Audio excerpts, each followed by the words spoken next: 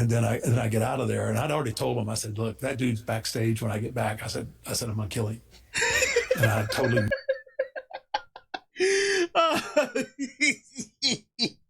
Oh man, yo, I would rather take a pink slip than to get my ass whipped by the dead man if I was that guy. Hey yo, what's happening, peoples? It's your boy Blaze here, back to you with another one here for Venomous Reactions, and today we got an interesting sit down with the dead man when he had his interview with Chris Van Vliet. I'm sorry if I'm mispronouncing his last name. For the life of me, I was saying it in my head, and for the life of me, I cannot get it right. I hope I got it right. If not, I apologize. But this is where the dead man is talking about when he caught on fire on his way to the ring. And if y'all remember Elimination Chamber back in 2010, when he was about to make his entrance, oh, he was engulfed with the flames. And whew, when I say it was scary, it was that is an understatement, because bro could have easily got burned. And I know it wasn't his fault. It was more so on the way the flames were set up. But here, the dead man goes into deep detail about it. So without further ado, we're just gonna jump into it. So let's go. How scary was it when you caught on fire on your way to the ring? Yeah, that was pretty hairy. Potentially could have been far worse than what it actually was. Way worse. A lot of things happened just by chance that night. Backstory: 2 weeks prior, I have Kevin Dunn and the lead pyro guy out on the stage. I'm saying, look, I said, these pyro balls, when I stop at the edge of the stage right before I hit the ramp, I said, these 2 pyro bursts right here are too close. I said, I'm getting a lot of heat. And I said, look, I said, I want this, I want my entrance to be as scary and as cool as possible. I said, these right here, they need to back out a little bit. Yeah, you know how the dead man normally makes his entrance. Like, there's like room for him to like basically walk through the flames. Not literally through them, but there's room to where like the flames is not too close together to where the dead man can safely walk through and make his way down to the ring. But the thing about it is, he went over this like weeks prior, and yet it still happened. Honestly, that could have ended way worse. And I know if I know the dead man, oh, he was pissed, and rightfully so, because you could have severely burnt this man, and it would have been your fault. This is why safety is everything in wrestling, from entrance to when you're in the ring. Sad. And the guy goes, "Nah, I think there's just a draft in the building." I was like, I don't care if there's a draft in the building. I'm telling you, these pyro bursts are too hot. They're too close. Exactly. And Kevin Dunn's like, you need to back them up. Okay, so now we jump forward 2 weeks. It's not Hell in a Cell. It's the Elimination Chamber. It's in St. Louis, and I'm the champion. We're gonna switch the belt because we're leading into me and Sean.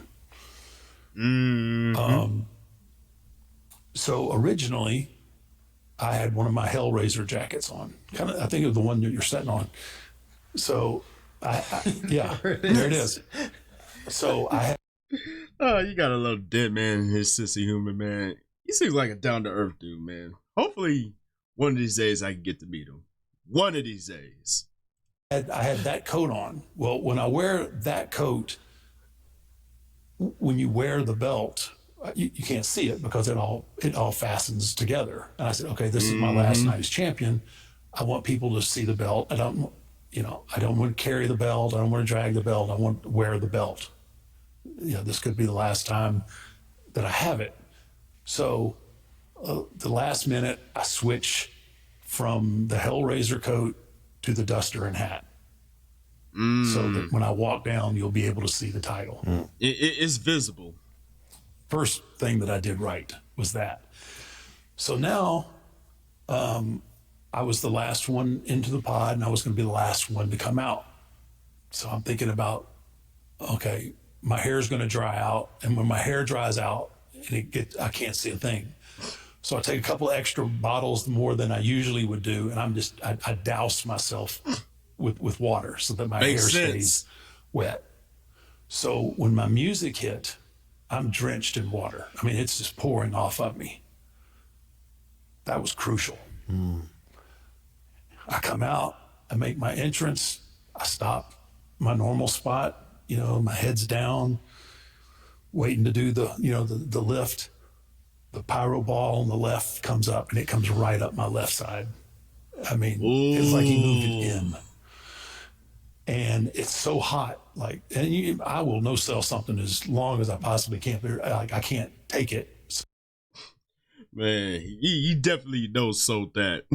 He definitely no-sold that. Like, you don't want to make it too obvious that something is wrong, but visibly, you could tell something was wrong. Like, you got the pyro ball like that close to your leg, and it's shooting upwards. Like, I gotta say, if Taker did not completely douse himself with water,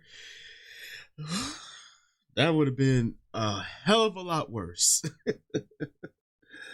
But man, it's that kind of neglect that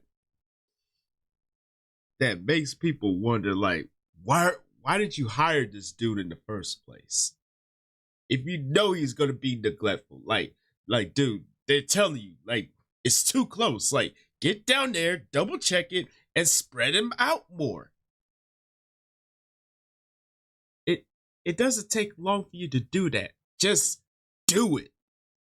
Like, your job is to make sure that the wrestlers have a safe entrance to where no casualties are caused. I want to know what happened to old boy. Like,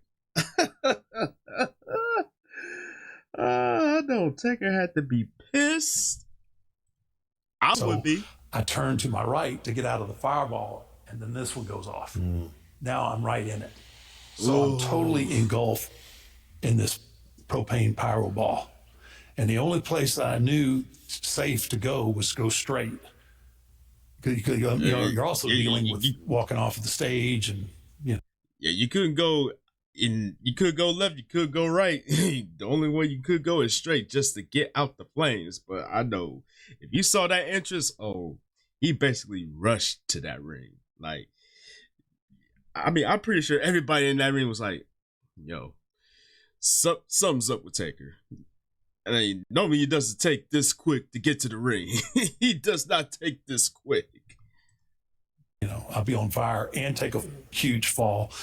So I run out of the fireball, and they're obviously everyone's freaking out, like, well, and they're trying to cover for me and announce for he's so fired up, not fired up, he didn't use that word, but he wants to get this match. Damn. He was running to the ring. So I come out of this pyro ball, and I can see I can see my hat's on fire. Oh my gosh. And my right sleeve is on fire. Now, if I hadn't have switched coats, that would have been all bad. This arm would have been totally just trashed. And then without all the water that I had on me, I mean, my eyebrows were all singed up. My face was burnt. And then, I had a big burn right around my singlet. So I'm in the pod. Now I know that I'm okay, but now I have the burnt flesh and burnt hair smell, and I'm looking down and I'm watching the skin on my chest bubble up, like it's just blistering up. and I'm getting madder and madder and madder. They'd got a couple of ring crew guys underneath, and back then the floor of the pods were grates. So they're handing me bottles of water up from the bottom, and I'm taking the water and I'm pouring them on myself. I still got to go. You know, they're asking me, you know, do you want to stop? You want to get out? And I was like, no, man, we got business to do. I said, I've got to drop this belt to Jericho. Yeah, like Taker, he did not want to leave the ring. Like, I mean, even though everyone could tell something was wrong, like, you know what, I'm just gonna tough this out because, you know, I'm supposed to be dropping the belt to Jericho, and if I leave the match, then that's gonna throw like a monkey wrench into the plans. Like, you know, that's the type of person that Taker is, man. Like, he would tough do something, even though deep down inside he is raging. And can you blame him? I mean, he damn near got toasted alive due to someone's neglect to check the power balls to make sure they're perfectly placed. But instead, it was like, you know what, it's probably the draft and whatnot. You know, you'll be fine. Get the fuck out of here. So everybody, they work. Finally, I'm the last one in, and then I end up going another 20 minutes with Jericho, and that jackass puts me in the walls of Jericho. My burnt chest is on the mat, and I'm thinking, you gotta be kidding me. Like, so finally, Damn. Sean comes up through the ring, gives me the super kick, and then I get out of there. And I'd already told him, I said, look, that dude's backstage when I get back. I said I'm gonna kill him. And I totally.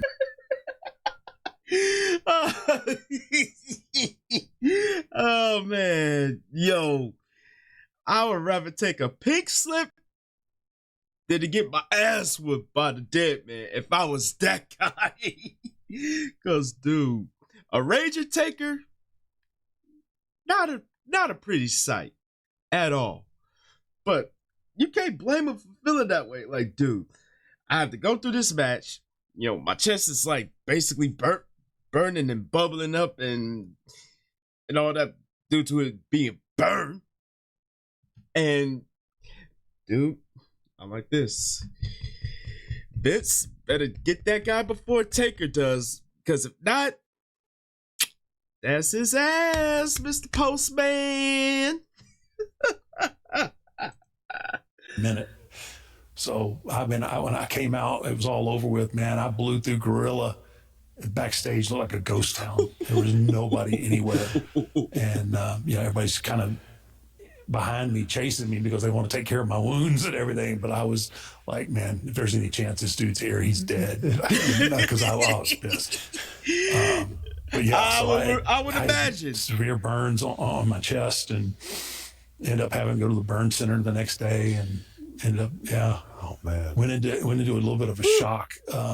Like later that night, like once I started trying to shower and get cleaned up, like I came out of the shower and I was just like, I was shaking, like I was just, so yeah, that was pretty scary. It was. And that one could have been avoided. That was just, but yeah, it's just, Yeah, man, when you're that neglectful, man, you might want to rethink a different occupation, because you could have severely injured this man.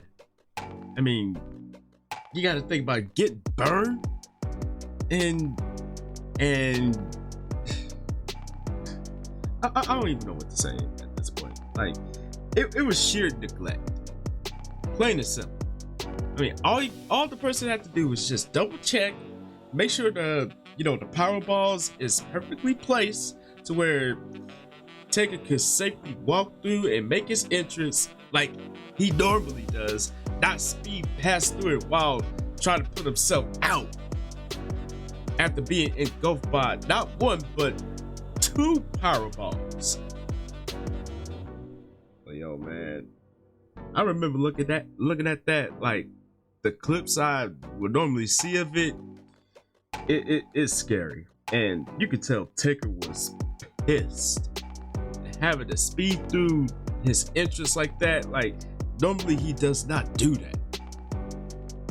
And basically, he even said it himself, like, dude, when this match is over, if that guy's still around, I'm gonna kill him. I'm going to kill him. But you can't blame him for feeling that way. I mean, you should be that neglectful, especially when it comes to the safety of the wrestlers. Like, come on now. Common sense should have said so. But anyways, yo, let me know what y'all thoughts are about this one, man. And as always, thank y'all for tuning in. Hopefully y'all enjoyed this one, and don't forget to tell your peoples across the globe. Come kick it with your boys. It's one good solid time. Like, comment, subscribe. Don't forget to share. Don't forget to click that bell so you don't miss a video from the kid. You heard me?